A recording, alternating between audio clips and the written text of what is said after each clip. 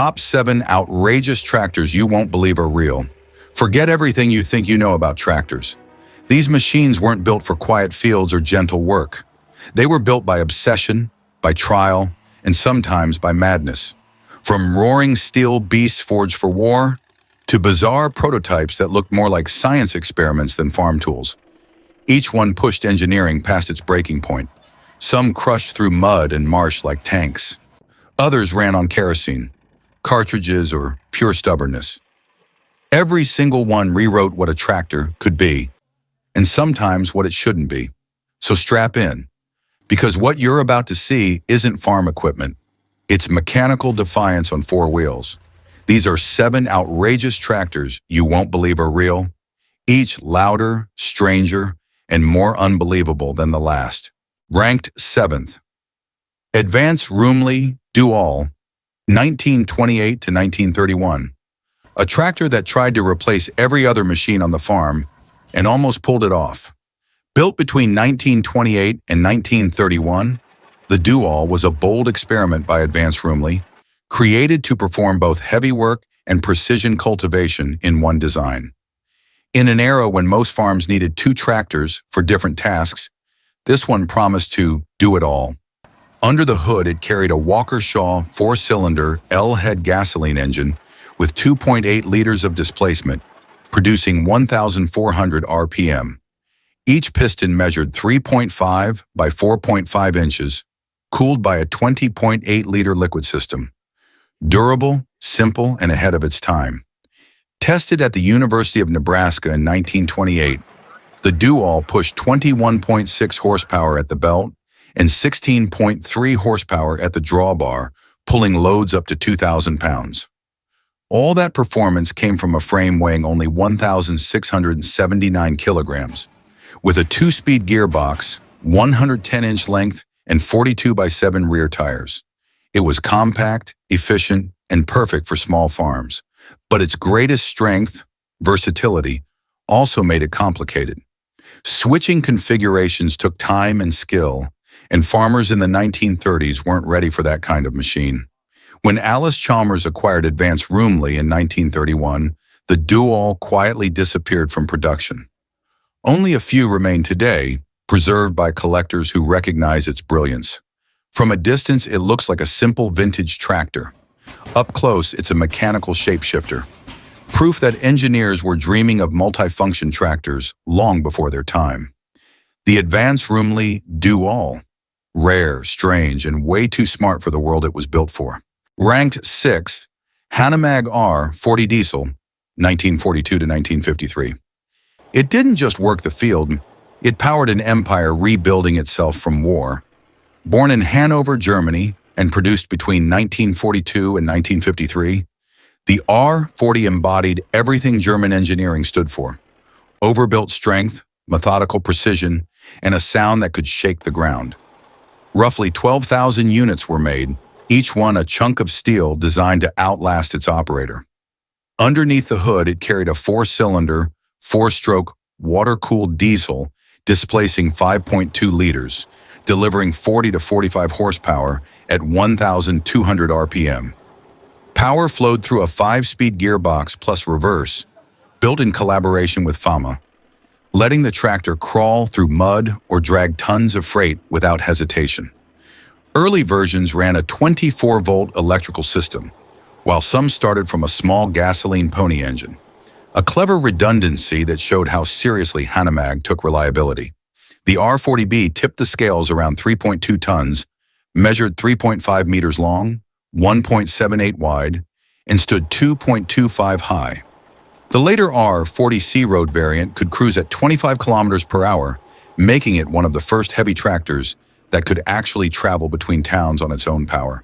During World War II, the R40 was drafted into military service, towing aircraft for the Luftwaffe and hauling supplies across rough airfields. When peace returned, the same machines went back to hauling timber, plowing soil, and pulling construction rollers, proving the line between military vehicle and farm equipment was thinner than anyone thought. Its square steel body, flat fenders, and broad stance give it the look of a compact tank. The thick frame wasn't designed to be pretty, It was built to survive decades of torque, cold, and punishment. Even today, restored 40s still run, their diesel thump echoing like an artifact from another industrial age. The Hanomag R40 diesel. Forged for war, perfected for work, a tractor that didn't just farm the land, it conquered it. Ranked 5th, Allis-Chalmers 6-12, 1919 to 1926. To understand how awkward early tractors could be, look at this one. The driver doesn't even sit on it. Built in West Allis, Wisconsin, between 1919 and 1926, the 6-12 was created for farmers who still owned horse tools but wanted an engine to pull them. Instead of replacing the horse entirely, Allis-Chalmers built a machine that pretended to be one. Its heart was a Leroy 4-cylinder, liquid-cooled gasoline engine, 2.3 liters in displacement, turning 1,200 RPM. It delivered about 6.3 horsepower at the drawbar and 12.4 at the belt, fueled by an 8.5-gallon tank. Enough for a full day at a steady crawl of 2.5 miles per hour. But it's the design that stops you in your tracks. 2 giant front wheels, 2 tiny rears, and a central pivot steering joint connecting the tractor to the implement. The operator rode behind on the plow or seeder, steering the front end with a long control arm. From a distance, it looked like a horse-drawn cart that had swallowed an engine. The 6-12 measured 156 inches long, 54 wide, 72 tall, and weighed around 2,500 pounds. Everything was bare metal. No cab, no suspension, just a frame built for grit and guesswork. It worked best on light soil and small farms, pulling simple implements where horsepower once stood. Only about 1,470 units were ever made, painted bright green to stand out in the mud. Most farmers moved on to bigger, more balanced tractors, but this one marked the turning point. The moment when farming stopped feeding oats and started burning gasoline. The Allis-Chalmers 6-12, half horse, half machine, fully unforgettable. It didn't change the world overnight, but it showed exactly where the world was heading. Ranked 4th, Chamberlain Champion 306, Australia. In the Australian outback, tractors weren't judged by comfort or looks, only by how long they could survive. And the Chamberlain Champion 306 earned its name the hard way. Built in Western Australia through the 1950s, the 306 was designed for a country where dust, heat, and isolation broke ordinary machines. Everything about it was oversized and over-engineered. Long wheelbase, thick axles, and a diesel engine that refused to quit. Power came from a Perkins 6306, a 6-cylinder, 4-stroke direct injection diesel, displacing 5.0 liters. It produced around 70 horsepower at 2,000 RPM, with 58 horsepower at the PTO, all fed through a mechanical 6 forward/3 reverse gearbox and a 14-inch clutch. Cooling was handled by a centrifugal pump with thermostat, built to keep the engine alive in 50 degrees Celsius heat. Its fuel tank held 109 liters, enough for days in the field. The air intake system used multi-stage dry filters with pre-screens to keep the red dust out, a lifesaver in the outback. Front tires 7.5 by 18, rears 18.4 by 30, and nearly 18 inches of clearance gave the 306 its towering stance. At 3.5 tons, it wasn't fast, but it was unstoppable. Farmers praised it for being simple, strong, and easy to fix with hand tools. No electronics, no nonsense. Its roller drawbar and Category 3 hitch let it pull heavy rollers, seeders, or graders alike, making it a true all-rounder for large Australian farms. Visually, it was all function. Square fenders, exposed hardware, thick paint that weathered to a pale orange under decades of sun. It didn't shine, it endured. And that endurance turned the Chamberlain Champion 306 into a national icon. The machine that proved Australian engineering could match anything built overseas. The Champion 306. Tough, loud, and proudly homegrown. A tractor built not for show, but for survival. Ranked 3rd. Ford County 1124 Super 6, 1967 to 1972. When most tractors struggled for traction, This British monster decided to give every wheel the same job, and twice the muscle to do it. Built between 1967 and 1972 by County Commercial Cars Limited, the 1124 was based on the Ford 5000 series, but re-engineered into something far more brutal. A full-time four-wheel drive system with equal-size wheels and a frame built like a battleship. It was the machine that made County a legend across muddy fields and heavy plow lines. Power came from the Ford 2704 E6-cylinder diesel, a naturally aspirated 6.0-liter workhorse, delivering about 112 horsepower at the PTO. To handle that torque, County built a reinforced front frame and drive shaft system that split power evenly between both axles. No slip, no spin, just raw grip. The 8-speed gearbox with 2 reverse gears offered wide ratios for tillage and haulage alike. Weighing 4,570 kilograms, over 10,000 pounds. It put every bit of that weight to work. Its long bonnet housed the straight-six engine like a cannon barrel, while the cab sat high and forward, giving the operator a commanding view of the land ahead. Each tire, often 16.9 by 30 or 12 by 38, was identical front and back, creating that unmistakable equal wheel profile that defined County's identity. Out in the field, the 1124 clawed through mud and clay where two-wheel tractors simply sank. Its power, balance, and simplicity made it the preferred choice for heavy draft work and forestry operations across Britain, Ireland, and Scandinavia. Mechanically, it wasn't fancy, but it was indestructible. Farmers called it the tractor that never backed down, a machine that could pull a house if you gave it a chain. Today, restored Super 6s are collector icons. Their straight six growl still unmistakable, their stance still commanding. The Ford County 1124. Super 6, equal wheels, unequaled strength. A British giant that proved power isn't about speed, it's about traction.